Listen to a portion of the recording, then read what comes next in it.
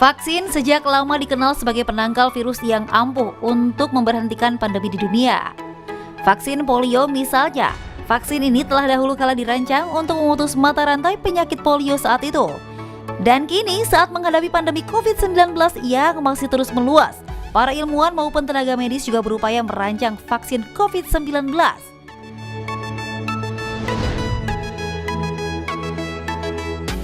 Pandemi yang hampir 1 tahun berlangsung ini akhirnya menghasilkan beragam jenis vaksin COVID-19 dari berbagai negara.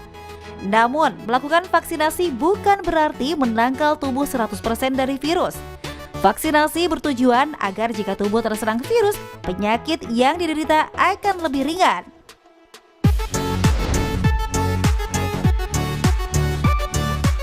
Benar tidak ya hal ini? Lalu, adakah manfaat lain dari vaksin? Siapa sajakah yang masuk kategori untuk menjalani vaksin COVID-19 di Indonesia? Berikut simak ulasannya bersama dokter di studio.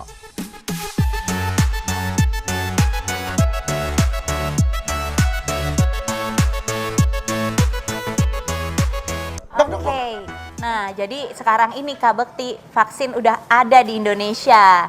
Jadi ini juga salah satu usaha dan harapan kita supaya COVID-19 segera berakhir dan pasiennya tentunya juga sangat-sangat berkurang drastis ya dok, semoga ya, amin. Nah ini ada fakta mitos yang pertama nih Kak Bekti. Oke baik, nah dok ini seperti biasa, dokter mohon dijawab fakta atau mitos. Dokter Arik, ya. Dimana saat ini kita pengen tahu nih dok, ini pencegahan COVID-19 itu bisa dilakukan dengan vaksinasi, fakta atau mitos dok? Ya, fakta. Fakta. Jadi dengan vaksinasi ya, kita bisa mengurangi itu atau gimana tuh dok? Betul. Jadi kan kita bicara soal bagaimana kita mencegah ya agar kita terhindar dari infeksi COVID-19 ini. Iya dok. Oke, yang selama ini tentu kan yang kita selalu bilang 3M ya kan, ya kemudian menjaga jarak, pakai masker, cuci tangan pakai sabun ya. Nah kemudian memang yang sedang kita tunggu-tunggu ini adalah vaksin ini. Kenapa vaksin ini memang bisa mencegah? Karena vaksin ini khusus ya kita bicara soal vaksin COVID-19 itu dengan kita disuntikan vaksin itu terbentuk antibodi, kekebalan. Jadi kalau kebetulan misalnya karena kita sudah kebal, kalau memang kebetulan kita kontak dengan orang yang positif, insya Allah kita akan terlindungi karena kita sudah punya kekebalan tubuh di dalam tersebut gitu. Jadi sebenarnya kan kalau istilah vaksinasi ini udah umum karena kan ya bayi baru lahir selalu kan mesti diimunisasi, tujuannya ke situ. Cuman memang karena ini vaksin COVID, orang kok apa sih gitu. Sebenarnya ya sama seperti vaksinasi yang dilakukan pada bayi, vaksinasi juga untuk hepatitis B misalnya begitu. Jadi hal-hal yang memang biasa aja ya dok? Hal yang biasa sebenarnya begitu. Soalnya benar masyarakat banyak yang masih takut dok. Ya. Aduh, takut nih, apaan sih tuh nanti vaksin nanti kenapa lagi? Betul, karena sebenarnya ini suatu hal udah hidup kehidupan kita gitu loh. Betul. Bayi baru lahir kan mesti divaksinasi untuk mencegah terhadap beberapa infeksi yang bisa dicegah dengan vaksinasi tersebut. Begitu. Nah vaksin ini benar-benar sebuah harapan ya dok. Nah ini ada lagi fakta mitos selanjutnya. Katanya vaksin COVID tidak menjamin tubuh dapat melawan virus seumur hidup. Ini fakta atau mitos dok? Tunggu dok, jangan dijawab dulu. Biar pemirsa penasaran, jangan kemana-mana, tetap di Hidup Sehat. Ya, pemirsa Hidup Sehat, itulah dia tadi beberapa kepala negara yang pertama divaksin, termasuk nanti di Indonesia Bapak Presiden kita, Bapak Jokowi juga akan divaksin tanggal 13 ini. Iya, betul, minggu depan ya, jadi ya. Banget. Dan ini kalau boleh dibilang merupakan apa ya, harapan baru dan titik cerah untuk Indonesia supaya bebas COVID-19. Amin ya robbal alamin. Nah, jadi yang fakta mitos yang tadi belum terjawab tuh ya. Ini. Katanya nih dok, vaksin COVID-19 tidak menjamin tubuh melawan virus seumur hidup. Nah ini fakta atau mitos? Iya, ini fakta. Oh fakta. Ya. Jadi maksudnya gimana tuh? Jadi kan tadi pertanyaannya, apakah vaksin ini menjamin seumur hidup? Tidak, karena ada masa-masanya juga vaksin ini gitu ya. Apalagi untuk ini kan termasuk vaksin yang kita bilang tipe untuk corona gitu ya. Nah kan lebih kurang juga seperti influenza itu kita mesti reguler 7 bulan, ada yang 2 tahun. Nah kita nggak tahu nih memang kan ini kan namanya juga penyakit baru, kemudian vaksin juga demikian. Nah memang nanti perlu dievaluasi. Memang sampai saat ini belum ada untuk mendeteksi berapa sih antibodi yang terbentuk misalnya untuk jangka waktu tertentu gitu misalnya. Nah, jadi yang jelas prinsipnya ketika kita divaksin ya itu melindungi. Tapi tentu nanti ada tahapannya lagi nih. Misalnya kita mesti cek misalnya untuk setahun 2 tahun lagi apakah antibodinya masih tinggi misalnya. Nah, itu nanti kita belum tahu lagi nih apa yang terjadi kemudian. Karena sekali lagi kan untuk penyakitnya aja juga baru. Yang kemudian yang divaksin aja kan juga ini baru umumnya juga baru dalam minggu-minggu ini ya secara umum di seluruh dunia. Nanti mungkin yang ikut uji klinik ketiga itu nanti yang bisa di follow up lagi.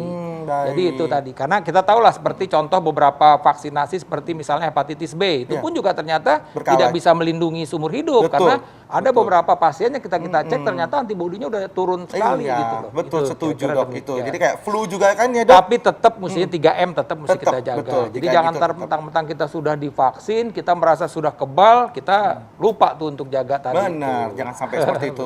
Nah dok, ini fakta atau mitos nih dok, kalau untuk yang seseorang yang sudah pernah sembuh dari COVID-19 itu tidak perlu melakukan vaksinasi dok? Ya, ini mitos. Mitos. Ya.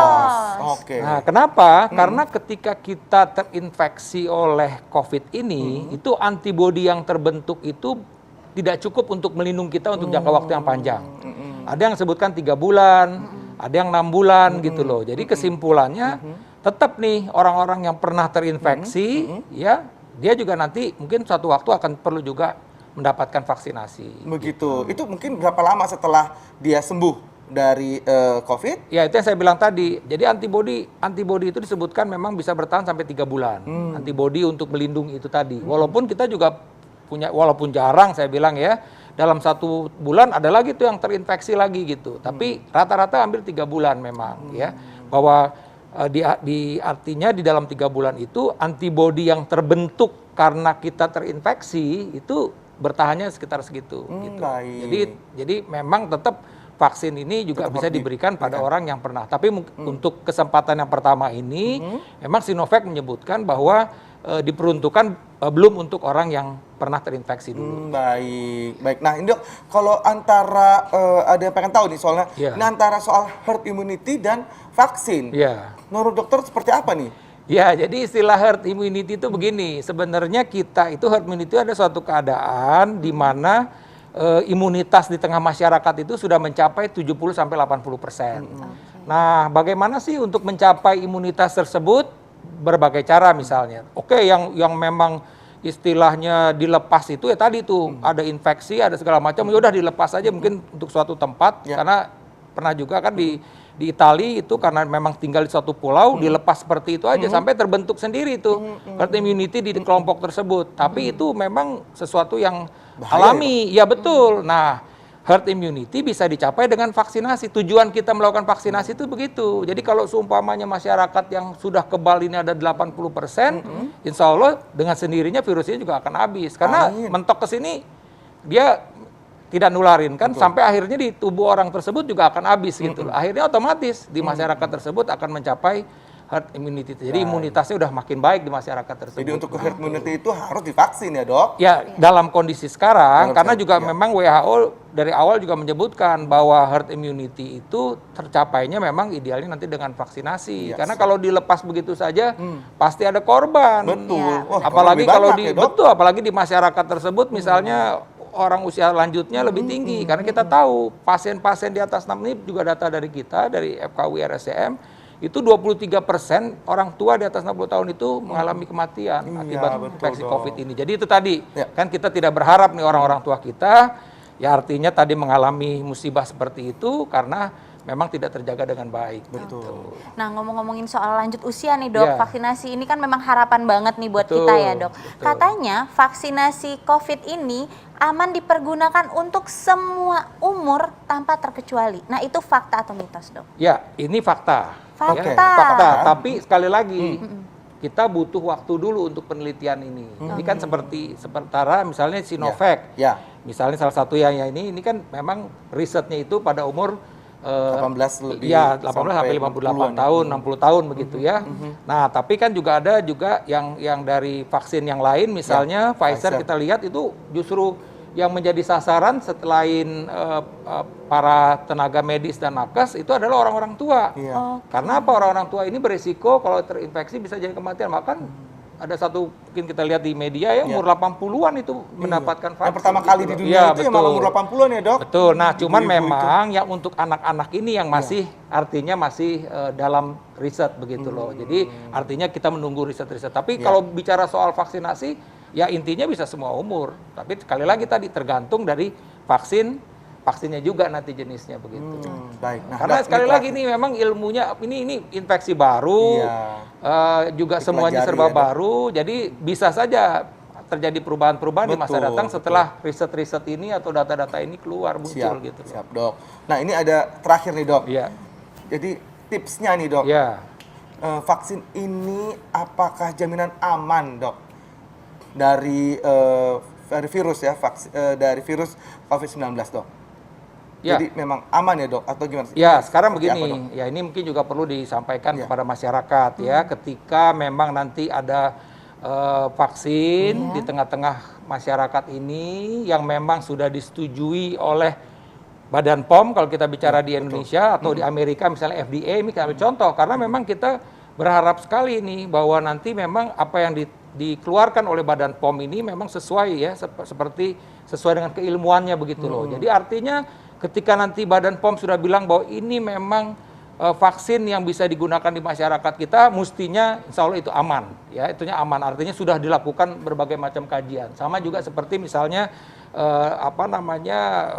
badan-badan POM negara-negara lain juga melakukan hal yang sama. Tapi sekali lagi tetap itu ada istilah kan setelah uji tahap 3 ini ya setelah di market itu namanya tahap 4 itu nanti. Jadi post marketing. Jadi setelah nanti banyak orang yang divaksin, bisa saja tuh muncul sesuatu. Nah, di situ nanti perlu dilaporkan. Jadi sekali lagi ini memang sesuatu yang baru, kita juga belum tahu setelah begitu banyak orang yang divaksinasi apa yang terjadi gitu loh. Tapi di kesempatan awal mestinya kita yakin dulu pemerintah sudah melakukan tahapan-tahapan yang benar. Jadi Badan POM betul. Ya kita nunggu dulu nih, Badan POM kan belum ngeluarin nih. Banyak yang takut, waduh ini dari Cina nih begini begitu gitu Dok katanya. Nggak usah takut ya, Dok. Pokoknya ya ini terus terang saja bisa. memang begitu banyak hoax di tengah masyarakat. Hoax begitu banyak, tapi percayalah lagi kita mesti percaya nih sama kepada pemerintah. Iya, itu Betul dia ya kan. intinya. Nanti tentu akhirnya juga kita akan lihat apa yang terjadi kemudian gitu ya. Siap, Dok. Makasih Baik, banyak, Oke, Dok. terima kasih, sama-sama, Dokter. makasih. Nah, Kak Bekti, tahu nggak sih sebenarnya pandemi yang virus sekarang ini